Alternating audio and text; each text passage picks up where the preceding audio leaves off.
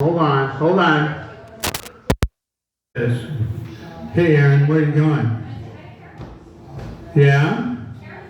Carol's here, all right. Yeah. Carol's here. Everyone here for Carol.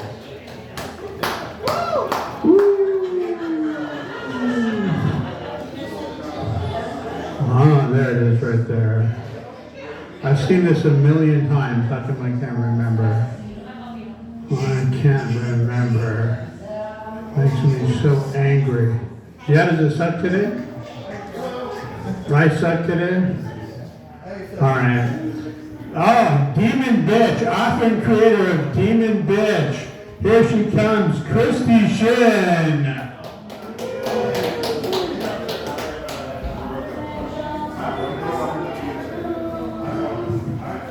Well, hey, how's it going, guys?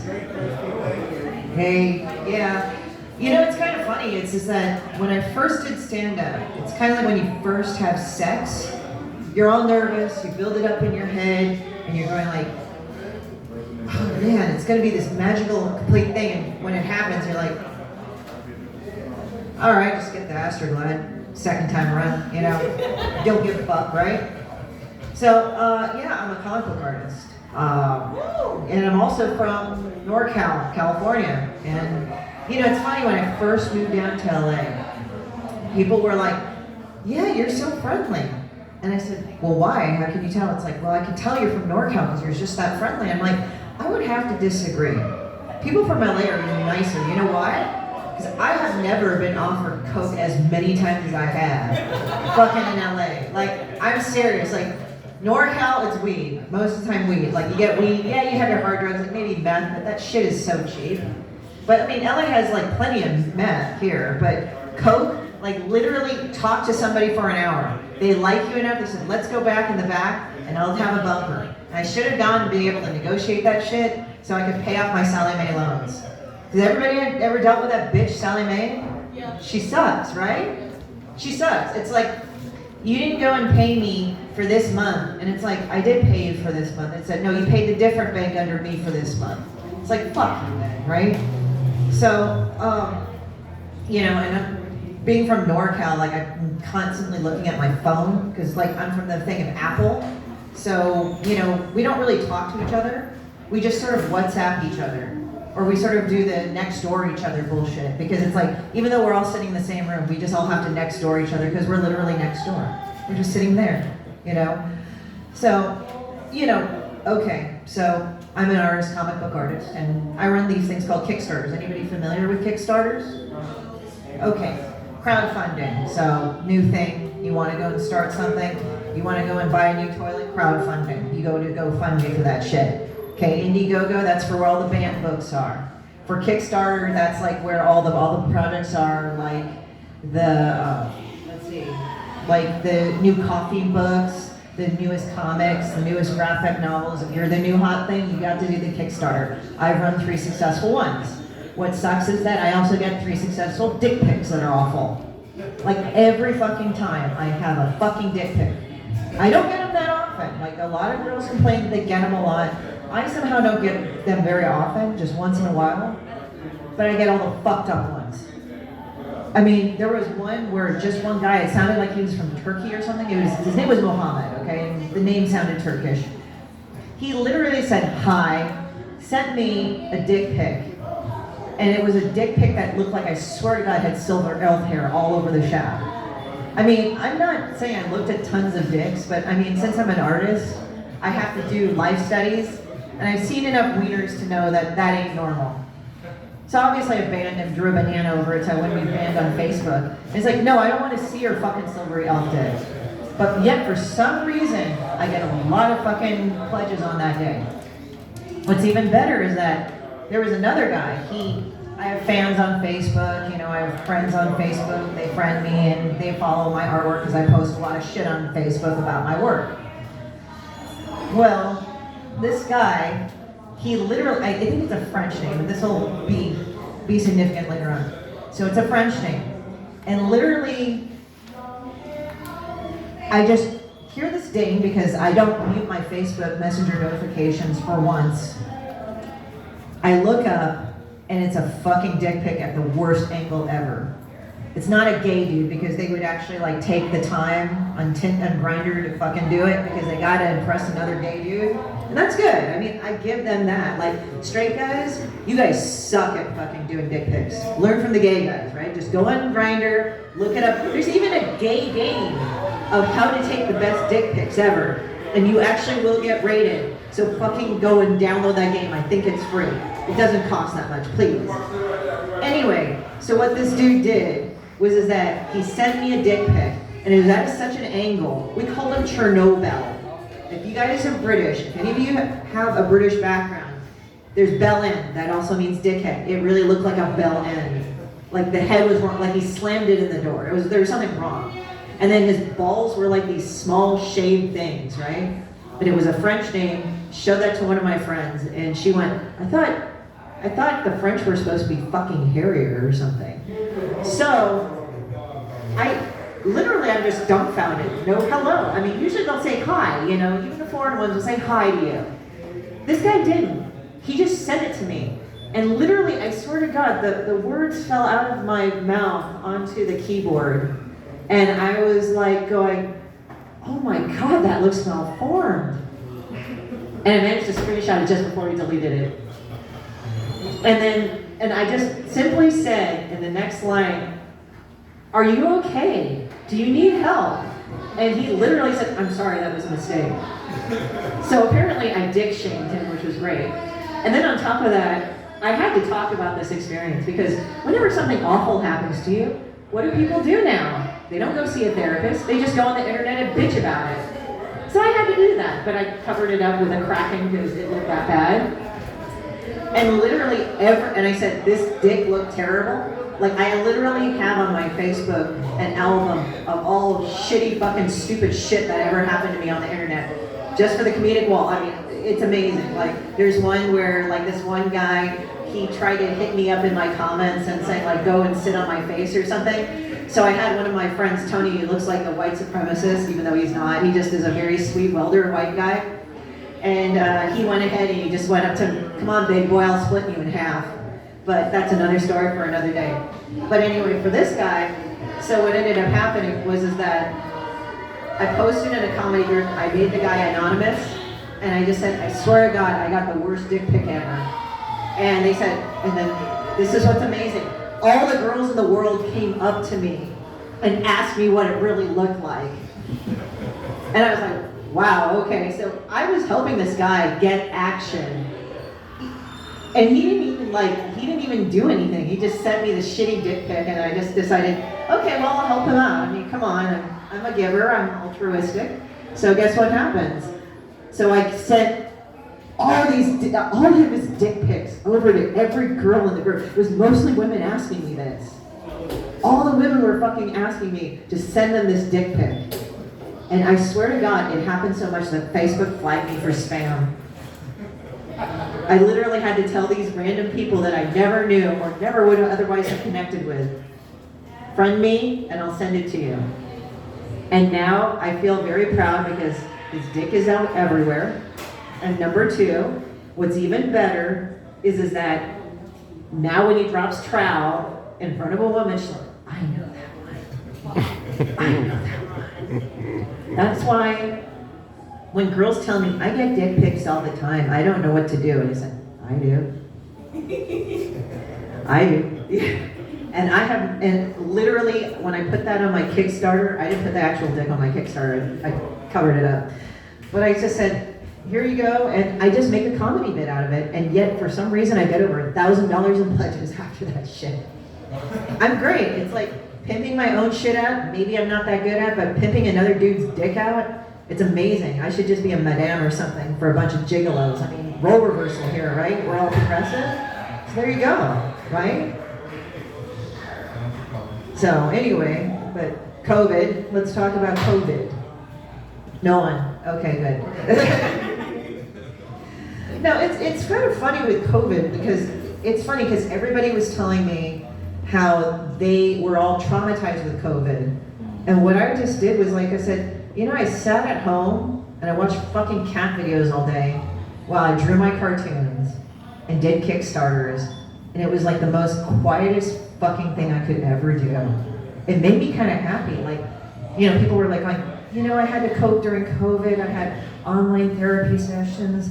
I had to talk to my friends. I don't know. I had an emotional support animal.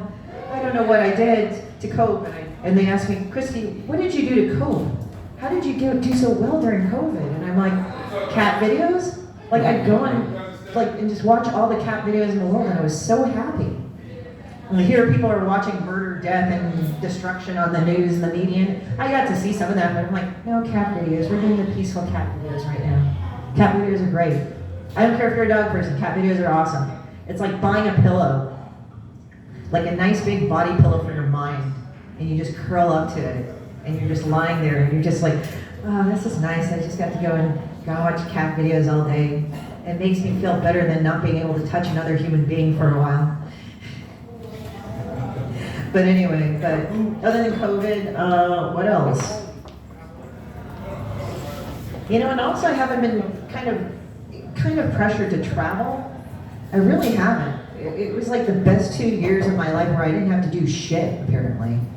You know, all I could do was wake up and draw. I didn't have to go to any cons. I miss cons, actually. I'm glad they're coming back. But actually doing any physical activity, it's like, I didn't have to go out and do anything I didn't want. Like, wanted to take a 7 o'clock in the morning walk. I could do that. And now it's like, yeah, I got shit to do. I gotta get up and actually be somewhere and do something and walk. Oh man, I just go to the grocery store. I gotta go buy clothes. Okay, well, you know, I could order off, they sent me the wrong color bra again. Fuck this, you know. You're just kind of mad about that. Like, where during COVID, ordering from Amazon, that was like getting Santa all the time. And it's like Santa every day. It's like, man, I just want to go and like buy this shit, and I just want to pretend like a modern Santa would bring this by my door. And like, I actually got skinnier during COVID. That was the amazing part. Mary was looking like, fuck you, bitch. I got fatter during COVID. What the hell? It's like, yeah, but Pilates ball. 2 words, Pilates ball. Pilates ball is awesome. But yeah, like, people look at me and say, I gained 50 pounds over COVID. It really sucked. I'm like, I didn't. So I guess like what didn't work for everybody else worked for me, so it kind of flipped around. And if people are wondering why I'm so flippant about COVID, it was that in 2019 I had a pancreatic tumor. And basically I was given 3 punches in the ass for like different things. And one of them was like, this is how they found out. I went to the emergency room and I thought I had a kidney infection. I'm like, oh man, I haven't had a kidney infection for over 20 years, if that dates me. But after I had the kidney infection, I was like, okay, I'll go to the emergency room, maybe it's something latent. I go over there, and they said, hey, you have a mass around your stomach area, maybe pancreatic tumor. And I'm like, really, that's great. And they said, yeah, we think it might be malignant. And that really felt good for a while. And that was a punch in the ass. And then I went over and they said, okay, it's not gonna kill you, not yet, but you need to take it out. So we took it out and they said, oh, by the way, you'll be diabetic. I'm like, fuck me, right? And guess what, I'm not fucking diabetic. I'm actually okay. So guess what? The next 2 years were paid recuperation. It was awesome.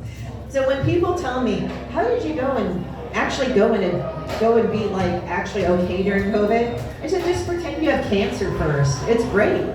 Or you almost have cancer. Or you go through a cancer scare and then you're told you're gonna be fucked up forever. Then you're told, oh, you know you're gonna be fine. So after that, you pretty much don't give a shit about anything. So COVID I didn't give a fuck about COVID. I know, that makes me sound like one of those people, but whatever. But yeah, I mean, it's just like now, life's getting back to normal. I actually have to ambulate around again like a normal person. And somehow I came out of it with a greater wardrobe too, and less weight. And I actually am in a better mood than I ever have been ever in my life. Right? So, I mean, you can't do that. That takes talent. And for that, the whole time I'm drawing my asshole comics like Demon Bitch. And I gotta say, as a comic book artist, what's great about it is that you can talk shit without actually talking shit.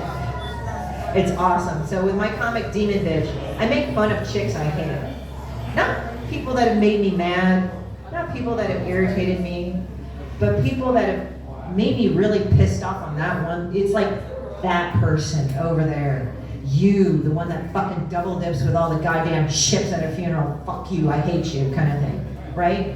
Or like that person that breaks all the donuts and cookies in half because they don't want to eat the whole one and they leave them in there like broken, wasted pieces of food. I hate that shit, by the way. I tell people, like, whenever they try to say, I'll break the cookie in half, I said, no, bitch, take it and share it with someone else. Do not leave this shit in here. I have a problem with that. But, yeah, it's just, we're returning to life. I'm loving that too, because it's nice being lazy and not and drawing a bunch of shit and just following your dream, but really you gotta get back to life and the grind, because that's what it is. Am I getting timed? Oh, okay. I'm getting timed right now. Now you know how it's like to being Asian. If you're getting timed, like your parents are like, hurry up, get up, go to school. You got 10 minutes to eat. Okay, I got a bit in the car. It's like literally, if you're in the military, if you want to know what it's like being in the military, but for the rest of your life, be Asian. Because they put you on a schedule. Like, it was so funny, my friend is half Asian, and I had to go pick up her kids because she had to go to work, and I did it as a favor to her, so I went over there. I was like 2 minutes late, like, son of a bitch. So I go in there, her kids are already ready. And he said, okay, just put on some sweatshirts because it's 49 degrees. All right, and we just get in the car and we leave. We had to leave at 7:30. We left at 7:24. Like, I swear to God, that Korean mom, I'm Korean, that Korean mom in me fucking went and just somehow snapped their asses into shape like a fucking military corporal general. And we just went, and I got them dropped off and picked up from school early, even though I ran late. It's a talent with Asian people, I swear to God. Like, even when we're late, we are on time, or in time. I don't know how we manage it, because we drive like shit. Like, there's different ways of driving like shit. Like, Korean people, they drive like shit, like they drive slow, right? Fucking Chinese people, they drive kind of everywhere. And that's all I know, because I grew up in like the Bay Area where it was Asian land, so I know the different types of bad Asian drivers, right? And inevitably I have to go back to being Asian, because fuck it, why not, right? We gotta make fun of who we are. And then the Japanese drivers, they drive around like they're disappointed in you. Like, they don't hit you. Like, all the Asian, other Asian groups, they'll fucking beat your ass. But the Japanese, they don't. They're just really disappointed in you. They just show disapproval, and I think that's more soul-crushing and sad on so many levels. Like, my mom would just kind of kick my ass and whip my ass into shape while berating me. And you think, oh, that's brain damaging. But being disappointed in your kid constantly, that's horrible, because you just know that you just can't go up from there. And you're just trying constantly. So, yeah, that's how it is being Asian. That's probably why it's like we just kind of don't get caught up in everybody else's stuff. We're just kind of like, we're already kind of miserable, and we're like trying to fight suicide every 5 minutes. So we're really not caring about anybody else's shit right now. It's either that or we drink a lot if you're Korean and get into fist fights or something. All right.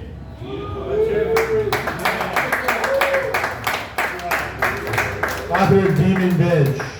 Look up Demon Bitch on the internet. She writes actual comic books and draws. She's amazing. Let's hear it for Christie Shinn, everyone. Now let me ask you.